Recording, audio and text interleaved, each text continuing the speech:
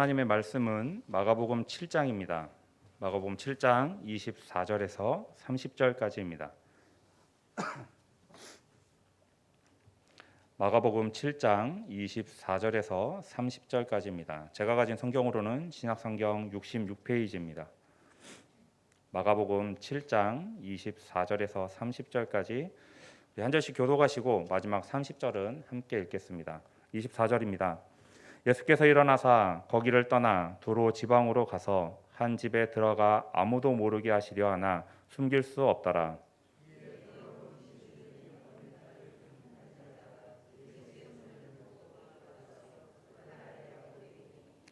그 여자는 헬라인이요 수로보니게 족속이라 자기 딸에게서 귀신 쫓아내 주시기를 간구하거늘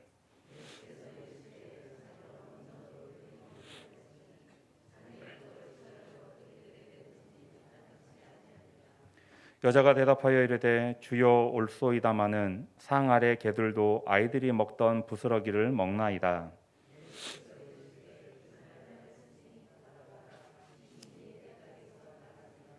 함께 읽겠습니다. 여자가 집에 돌아가 본즉 아이가 침상에 누웠고 귀신이 나갔더라. 아멘. 오늘 본문 말씀을 가지고 부스러기라도라는 제목으로 함께 은혜 말씀을 나누기를 원합니다. 우리는 매일 하나님의 말씀을 읽습니다. 그런데 단순히 그 말씀을 읽는 것으로만 끝내서는 안 됩니다.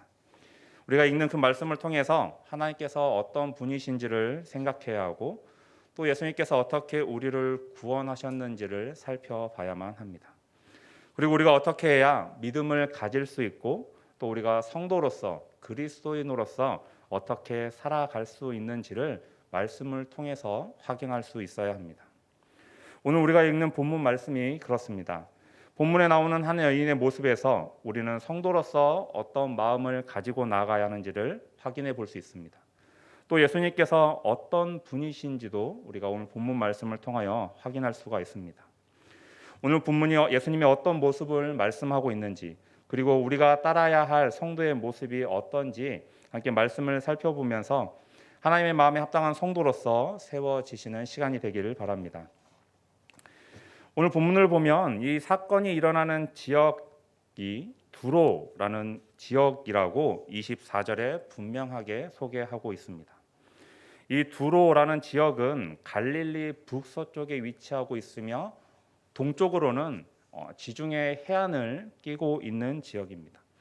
지중해를 끼고 있기 때문에 교역이 활발하게 이루어져 있고 교역이 활발하게 이루어진다라는 것은 다른 지역의 사람들이 많이 모여 사는 지역이라고 생각해 볼 수가 있습니다.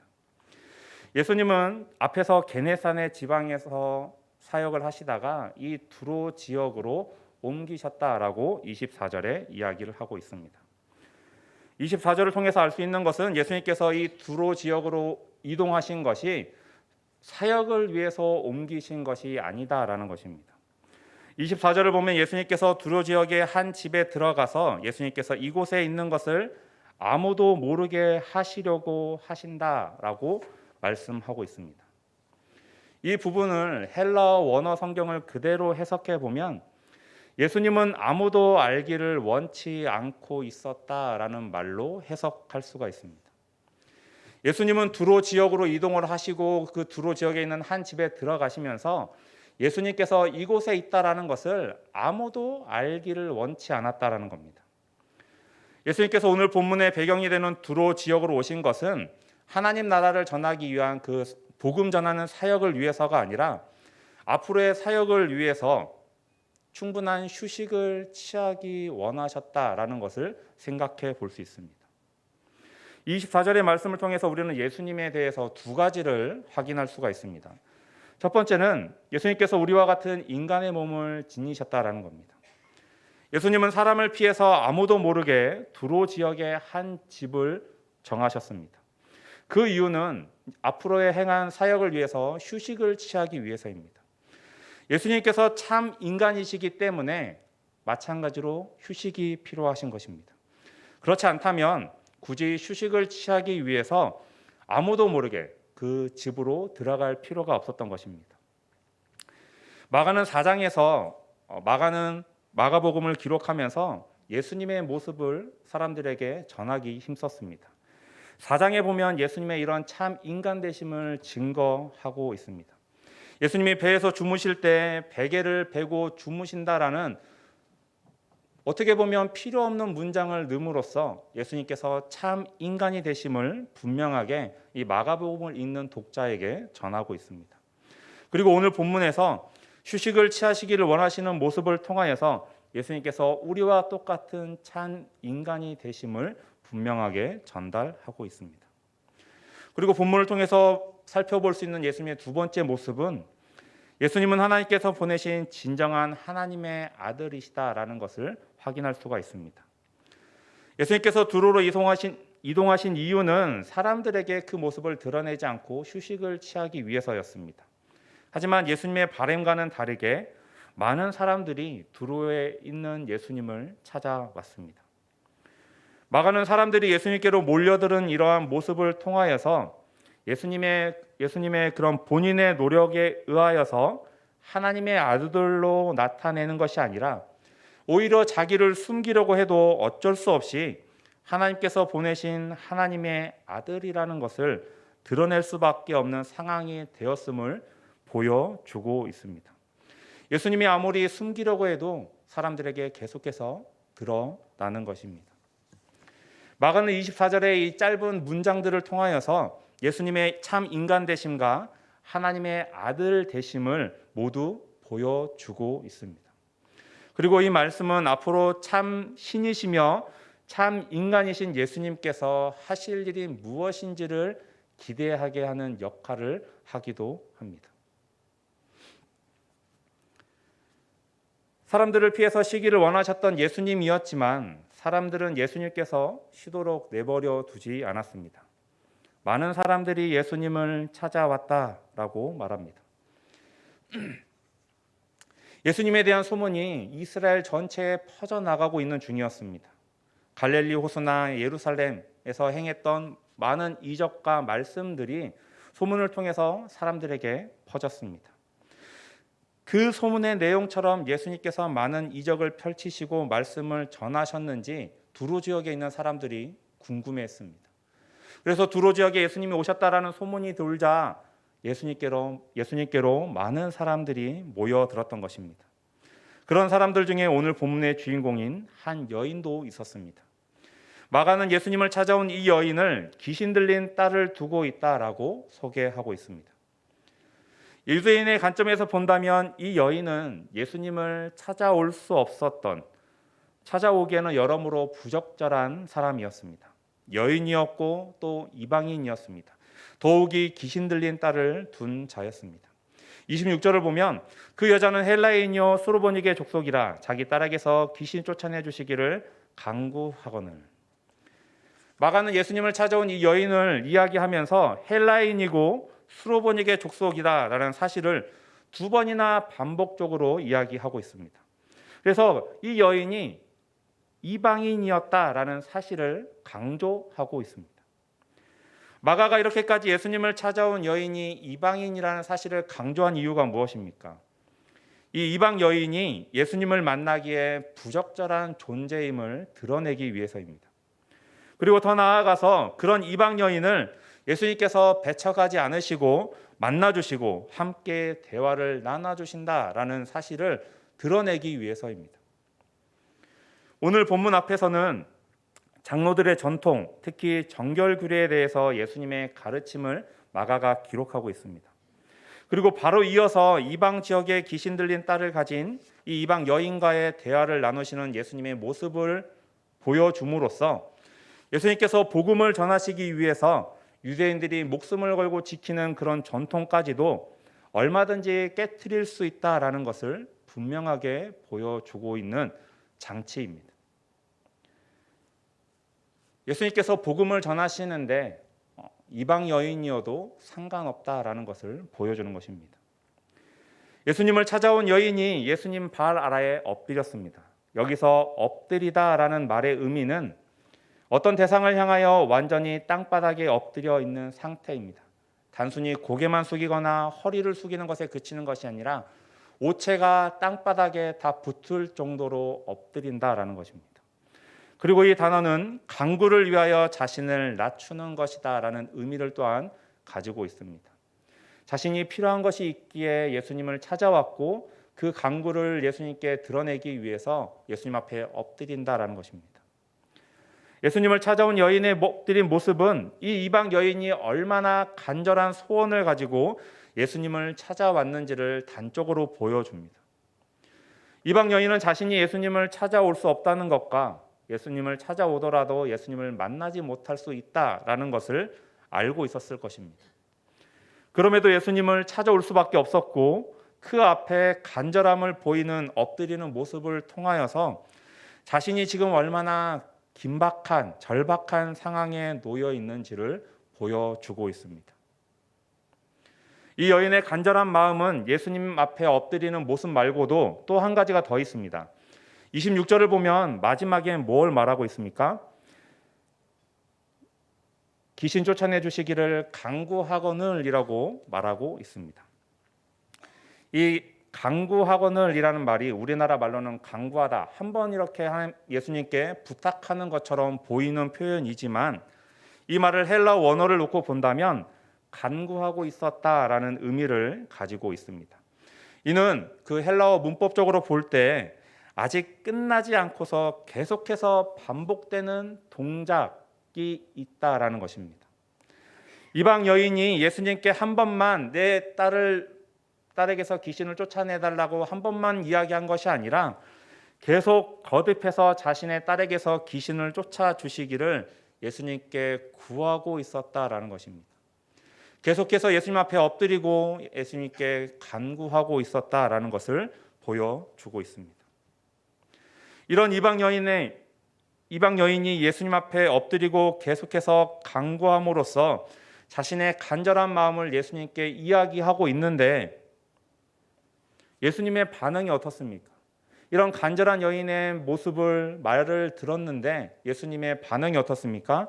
27절입니다. 예수께서 이르시되 자녀로 먼저 배불리 먹게 할지니 자녀의 떡을 취하여 개들에게 던짐이 마땅치 아니하니라. 우리가 알고 있는 예수님이라면 이런 이방 여인의 모습을 보고서 바로 그 간구하는 것을, 기도하는 것을 들어주셔야 하지 않겠습니까? 그런데 이방 여인의 간절한 간구에 대한 예수님의 반응은 의외로 너무나 냉담하고 또 너무나 부정적입니다. 특히 여인을 개에 비유하신 것은 이방 여인을 향한 심각한 모욕으로 여겨질 수도 있습니다. 물론 당시 유대인들은 이방인들을 개라고 표현하는 것에 서슴지 않았지만 예수님께서 이런 표현을 했다라는 것은 우리에게 있어서 매우 충격적인 일이기도 합니다. 그런데 예수님께서 이런 거친 표현을 하신 것은 실제로 이방인들을 유대인들과 같이 생각하시기에 말씀하신 것이 아닙니다. 예수님은 자신을 찾아온 이방 여인의 믿음을 시험하시기 위해서 일부러 이런 부정적이고 거친 표현을 쓰신 것입니다.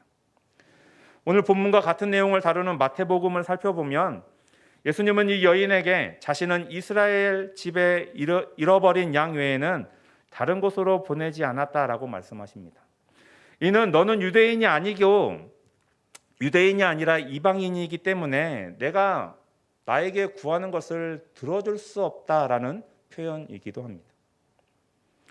큰 결심을 하고 예수님을 찾아와서 어떻게 보면 비굴하게 보일 정도로 예수님 앞에 엎드렸는데 이런 모욕을 당한다면 어떠한 마음이겠습니까? 비록 내가 도움이 간절하여서 예수님께 나왔지만 계속해서 나를 무시하고 나에게 모욕을 준다면 그 마음은 좋지 못할 것입니다. 인격을 모욕하고 도움을 주지 않겠다라고 딱 잘라 말하는 것을 듣게 된다면 어떻게 보면 그 간절했던 마음도 사라질 수 있는 것입니다. 만약 저였다면 그 자리에서 일어나 예수님을 욕하고 돌아갔을 것입니다. 그런데 이 여인은 어떻습니까? 예수님의 이런 가격한 말씀에 어떻게 반응하고 있습니까? 28절입니다.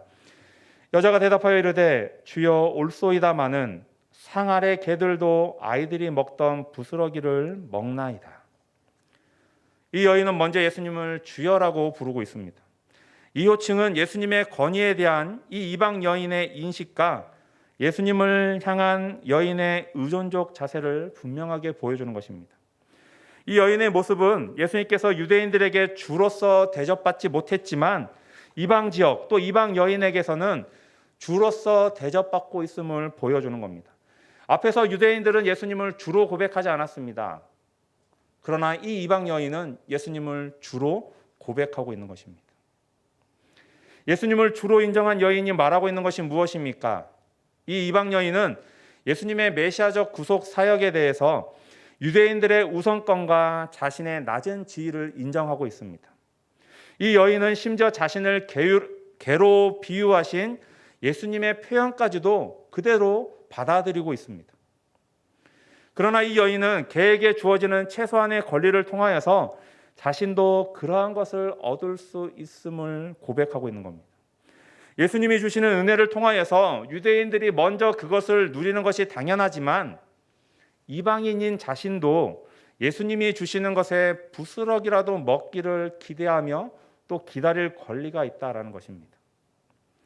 어떻게 보면 굴욕적인 모습이라고 할 수 있지만 이 이방 여인이 가진 예수님을 향한 진실한 믿음의 고백이기도 합니다.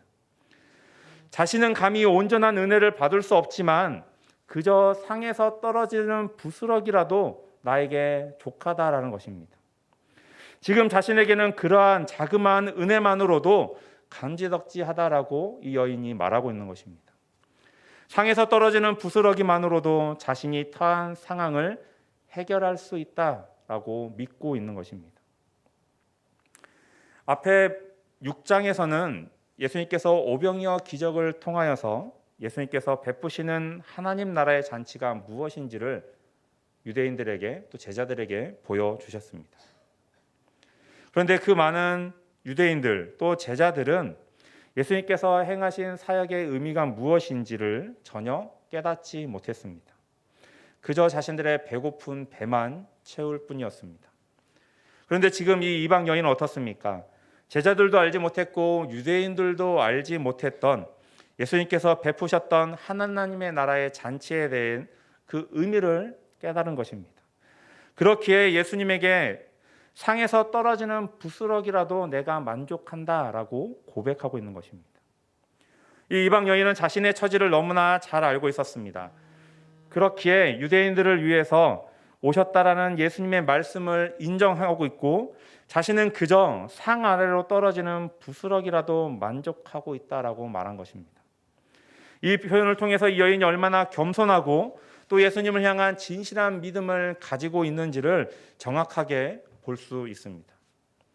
성도 여러분, 우리는 이방 여인과 같이 무시를 당하면서 또 굴욕적인 처사를 당하면서까지 예수님 앞에 나아갈 수 있습니까? 네, 우리는 나아가야만 합니다. 어떤 굴욕 앞에서도 또 무시를 당할지라도 그 길이 예수님께로 나아가는 길이라면 우리는 그 길을 걸어가야 합니다. 비록 예수님께 갔을 때 우리에게 주어지는 것이 상에서 떨어지는 부스러기일지라도 먼지일지라도 우리는 그 부스러기를 바라보며 나아가야만 하는 것입니다. 왜냐하면 예수님이 주시는 것이 비록 상에서 떨어지는 부스러기, 먼지라고 할지라도 이 세상에 속한 그 어떤 것보다도 귀한 것이며 큰 은혜이기 때문입니다. 예수님을 찾아온 이 수로보니게 여인은, 이 이방 여인은 그것을 깨달았기 때문에 예수님께로 나아갔고 자신을 개로 자처하면서까지 예수님께서 주시는 은혜를 바라보았던 것입니다. 예수님은 예수님께로 나온 이방 여인의 믿음을 확인하셨고 그녀가 이방 여인이었음에도 불구하고 그녀의 간구를 즉시 들어주셨습니다. 29절입니다. 예수께서 이르시되 이 말을 하였으니 돌아가라. 귀신이 네 딸에게서 나갔느니라 하시매 이어서 30절입니다. 여자가 집에 돌아가 본즉 아이가 침상에 누웠고 귀신이 나갔더라. 예수님은 이방 여인이 원했던 딸의 회복을 이루어 주셨습니다.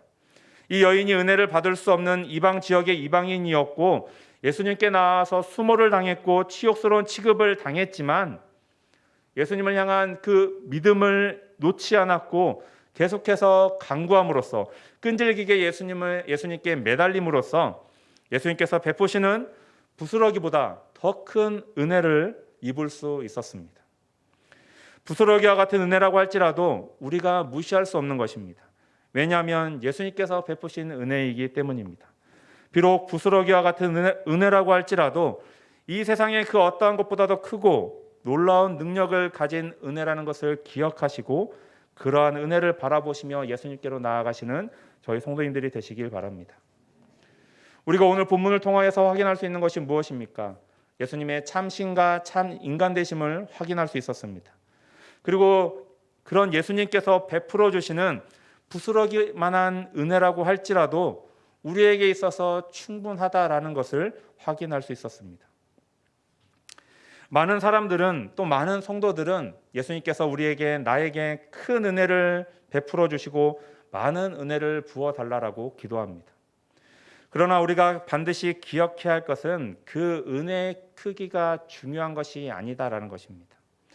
예수님께서 베풀어 주신 은혜를 내가 받을 만한 믿음이 나에게 있느냐가 우리에게 더 중요한 문제입니다. 예수님께서 우리에게 은혜를 주시려고 하는데 우리 안에 믿음이 없다면 그 은혜는 그냥 흘러가 버릴 것입니다.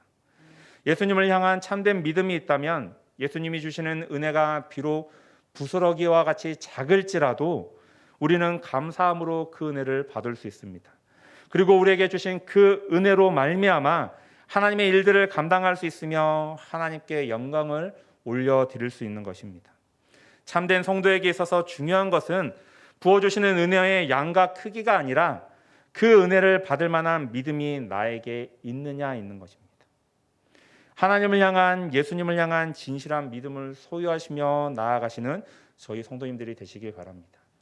그런 믿음을 가지고 예수님께로 하나님께로 나아갈 때 하나님께서 우리에게 적절한 우리에게 알맞는 은혜를 부어주실 것이며 그것을 통하여서 하나님께서 우리에게 맡기신 일들을 감당하게 해 주실 것입니다.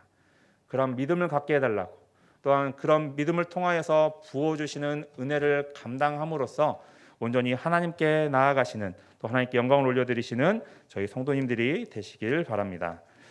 함께 찬송하겠습니다.